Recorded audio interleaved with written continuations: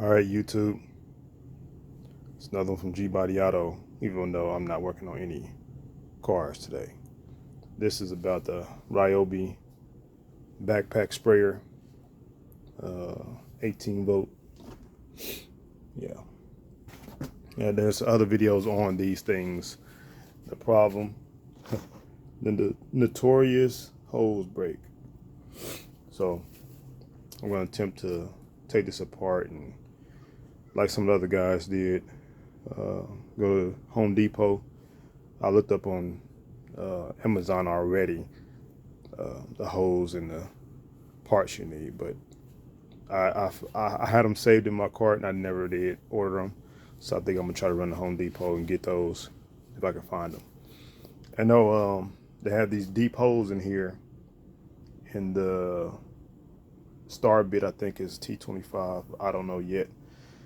So what I plan to do is, since I didn't order the Torx bits, the long ones that they said to order, so I've been busy. So I'm gonna attempt to just bore open the hose, which you already see. I kind of started on one. See if I can bore all these holes. That way I can just stick my deal down there or my drill and take out those torque bits. So let's go then. I'm gonna start off drilling these and see how it works out.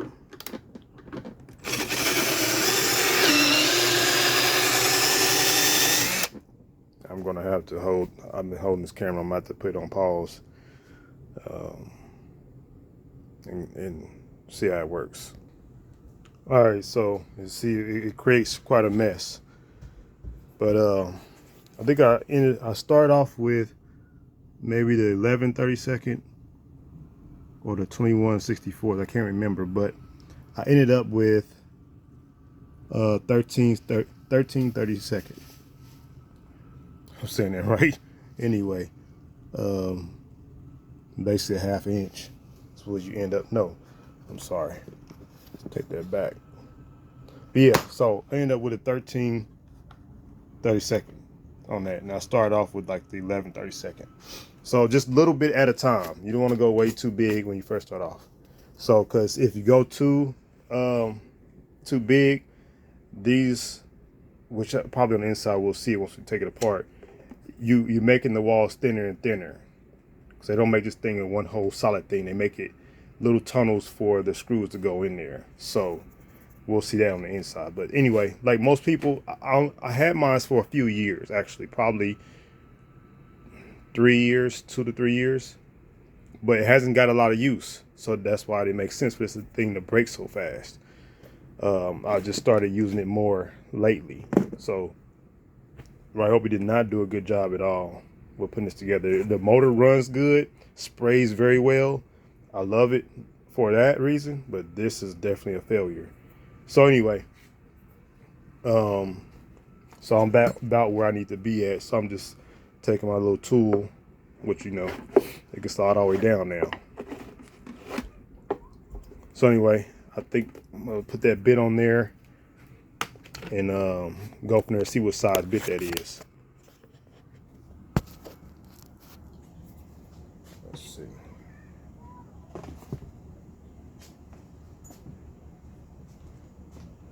I think I'm gonna start with,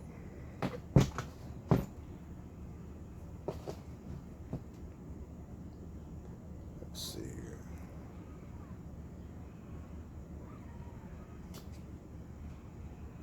I'm gonna start with T27 and see how that goes. T27 is too big. It's probably a 25.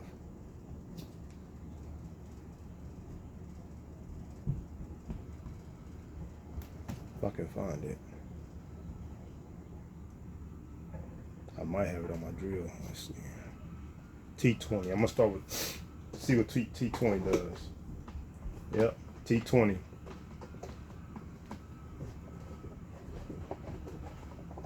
So I'm gonna get all these screws out and then get back. Okay, I think I got most of those screws loose. I grabbed my vacuum because I hate working super messy. You know, all that stuff's on the floor. At least you can clean up along the way. It makes it better. And no, you will have to probably, if you do it this way, like I'm doing it, probably the harder way. You will have to clean out these holes with that vacuum. So you got to suck all the debris out of there because they can get in the way of you loosening the screws.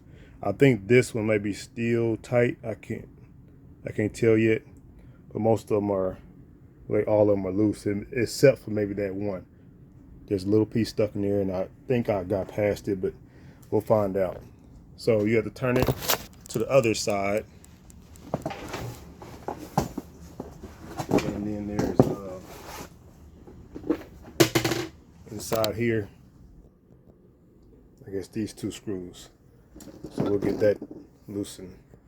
All right, y'all. It took me a minute. I ran into a problem with this one right there. I think I didn't vacuum it out, suck all the plastic out. And you can kind of see some of that plastic fell into the Torx bit screw head, and when I went to go take it out and put pressure in it, I smashed the plastic into the Torx bit. So I could not loosen that screw. Man, I've been fighting with that. So I just literally went to another size up on the drill bit to clean out some more, and then I was able to vacuum it enough. And while I'm doing that, I found my actual extended torque bit handle, T20. I bought so many tools, and it's been so long since I used this stuff at home. I usually use it at the shop. I forgot I had any, so I just looked in my drawer looking for a flathead, and I found my set. So anyway, save yourself a lot of trouble. I would not have to even drill these out had I looked and see if I even had any. That fits in there just fine. So do yourself a favor, go to Harbor Freight, or Home Depot, and get you a set, just because, I was trying to do the video based on not having anything, and these are a wider head, well, where it fits onto. So that's why I bored out the holes, so that I knew I could fit this in there, or my drill.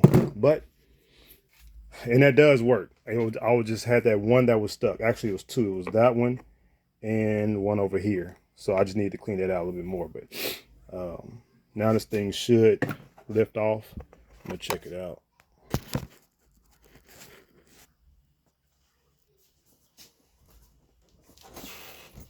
Yep, there you go. So if it's fighting you to get off, you don't have one of them screws unloosened yet. So it's gonna pop right off. It was giving me a heck of a fight before I did that. So make sure you clean up your area and make sure you vacuum those holes out before you stick anything down there. All right, so look like we got a couple more security screws. Here we go with that. These are not regular torque bits. It's a torque bit with a circle in the middle, which I do have sets of those. So I'll see what size that is. All right, I think I found the size. This is a T10 security. It has the hole. Hope you can see that.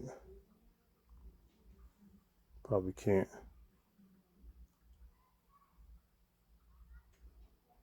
It's not adjusting right. There you go. So it's like a torque bit with a circle in the middle. So you can take these two out.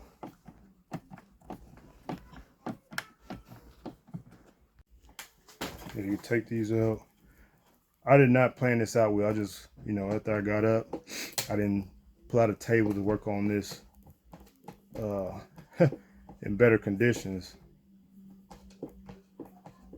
I just started working.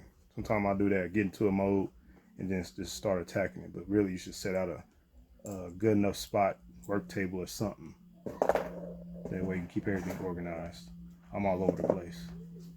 So yeah, you take off that strap.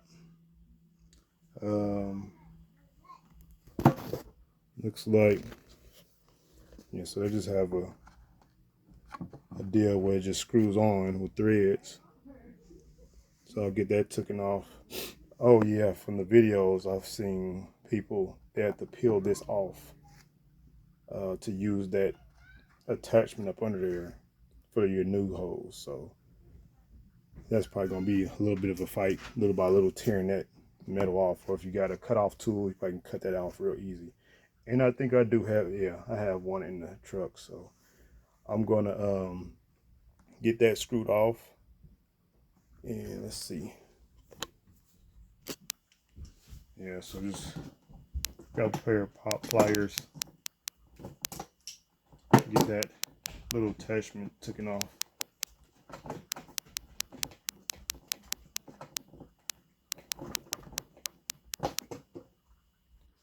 There you have it. So this hose, it busted on me on the job. So electrical tape, I just try to use it temporarily so I can at least get through the weeds I was spraying. Because when this thing busted, it sprayed all up on my back and everything, all that pressure. So and we were wondering for a while. I mean, my wife used it and she wouldn't get a lot of pressure coming out the end of the spray wand. And so once this thing all busted all the way, it started spraying really good because it was pinching on the inside, which when I take this apart, you kind of see. Once it started bending, it was pinching the line, so no pressure could come out. But yeah, this electrical tape is not going to hold, of course. I just wanted to make sure it didn't come completely loose when I was doing killing those weeds and everything. So I'm gonna get this off, and so you can see, and then I'm gonna try to pry that metal off so I can use it for the next hose. So here's that what I was talking about. So every time you move around, it's bending. When you're moving around, you can't see it. It's on the side of you. If you don't look down, it'll pinch the hose where it's flat. Nothing can go through there. So I'm gonna go out and get my cut-off tool, get it close as possible to the edge without ruining the attachment. Then I'll just probably peel off the rest of it. So I went ahead and just cut that hose off with a razor so I can just handle it easy. So I'm just gonna hold it. I found my grinder. I got kind of lazy, didn't go look for the cut-off wheel, so I got the regular grinder wheel. So I'm gonna see if I can get this thing started, and then I can just pry the rest of it off. So let me try this, see what happens.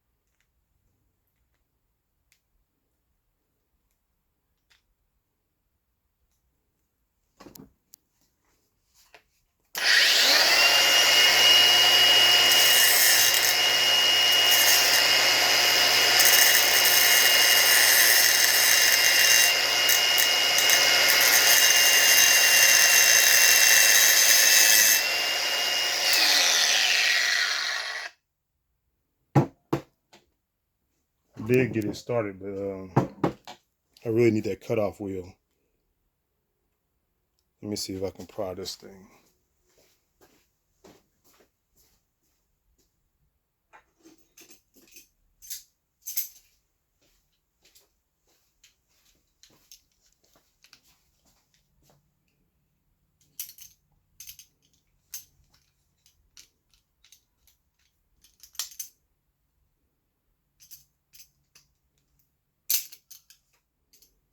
I believe there's a brass fitting that this is pressed on.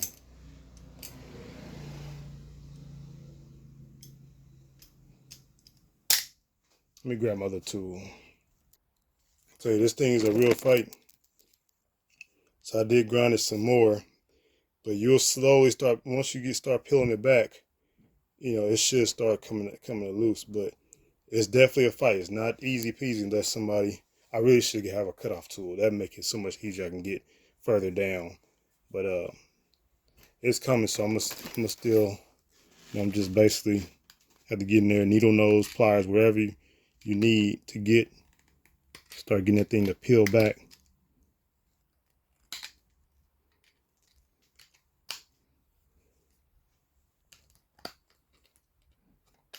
So I'm gonna pause to try to get this thing peeled back some more. I finally got this thing off, y'all. For real, it took me about 15-20 minutes. And this is what you want. So you got that barb end for your new hose to go on. So I had to pry and pry. If you don't have vice grips and pliers or a cutoff tool, grinder, I use the grinder, and that's what you need. So you can screw that back on to that end right here, but then you can put your new hose on there and run it to the sprayer. So I think at this point, so I even cut into that a little bit, went too far in, but it's fine. But yeah, I think at this point I'll be headed to Home Depot and get the hose and the fitting. I think you got to get a fitting for the other end of your hose, your sprayer. Well, I understand for your new hose, I don't think, because you're just going to get a piece of hose when you buy it. So, and this doesn't,